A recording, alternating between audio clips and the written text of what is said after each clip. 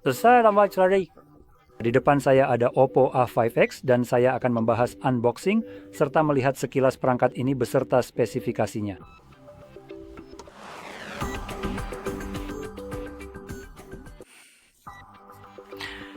Oke, jadi sejujurnya, saya sebenarnya sudah sempat membukanya.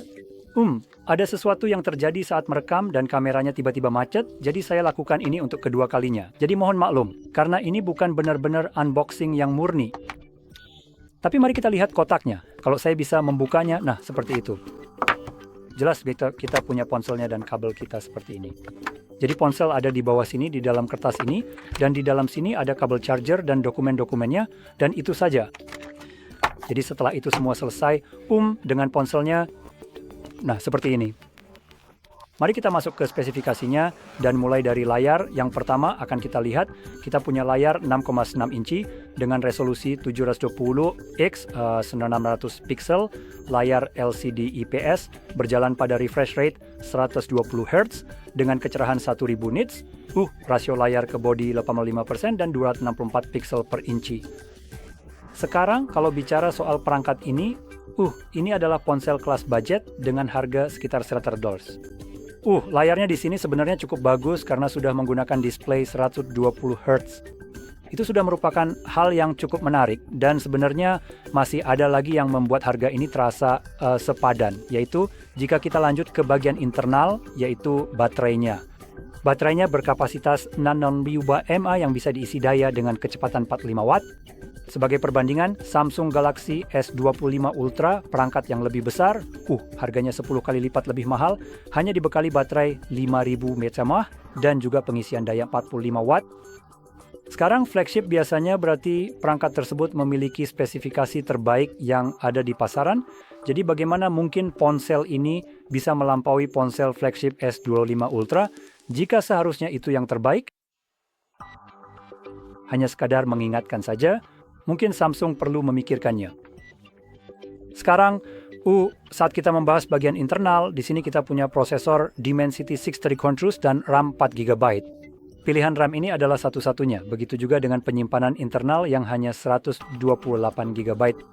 Tapi kita punya opsi penyimpanan tambahan menggunakan kartu SD, jadi itu sebenarnya cukup bagus. Kamu bisa langsung pasang kartu SD dan mendapatkan penyimpanan hingga 1 TB, jadi cukup oke. Dan untuk tipe penyimpanannya di sini, ini adalah UFS 2.2. Jelas saja ini bukan UFS 4.0 karena ini adalah ponsel kelas bawah, benar-benar paling bawah dan sudah diimbangi dengan refresh rate 120 Hz serta baterai 6000 mAh. Jadi sekali lagi di kategorinya ini sudah termasuk ponsel yang cukup bagus. Sekarang jika kita beralih ke bagian kamera, kita hanya mendapatkan satu kamera di belakang, yaitu sensor wide 32 megapiksel f1.9. Ini sekali lagi adalah perangkat kelas budget, jadi dari segi spesifikasi kameranya terlihat oke. Dari segi kualitas, saya tidak akan berharap terlalu banyak. Kameranya akan cukup layak digunakan. Ingat, ini perangkat seharga $100. Dan di bagian depan kita punya sensor wide 5 megapiksel dan itu saja. Nah, dengan itu dikatakan kualitas build di sini sebenarnya terasa cukup baik. Kita mendapatkan bagian belakang plastik, frame plastik, tapi terasa nyaman di genggaman. Kita juga punya sensor sidik jari di samping serta tombol volume tepat di atasnya.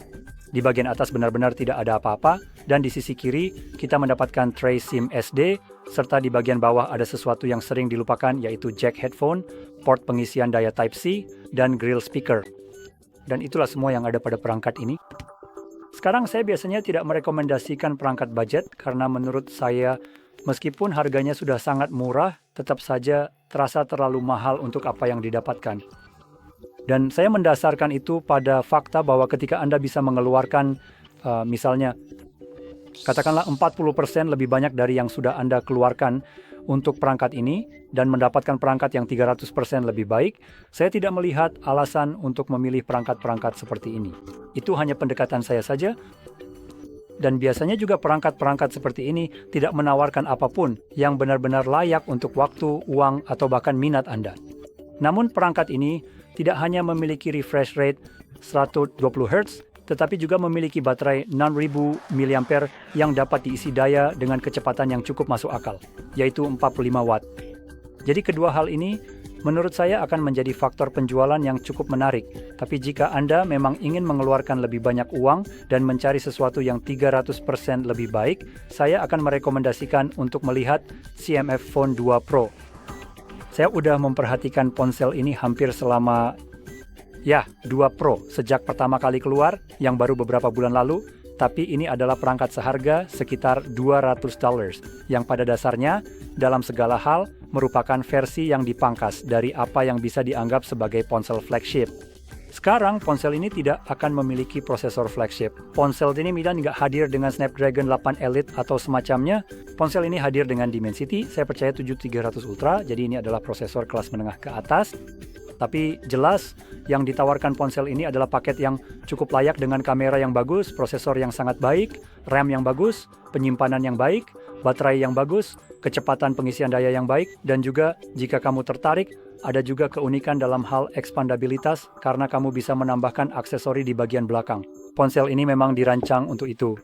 Jadi ya, kamu bisa mempertimbangkan itu jika kamu ingin sesuatu yang lebih cepat dengan layar yang lebih baik dan semua hal yang sudah saya sebutkan tadi. Tapi jika kamu ingin tetap pada harga $100 yang ditawarkan perangkat ini, sebenarnya ini adalah perangkat yang cukup bagus. Jadi dengan itu kamu merasa video ini bermanfaat, jangan lupa untuk tekan like, subscribe, dan terima kasih sudah menonton.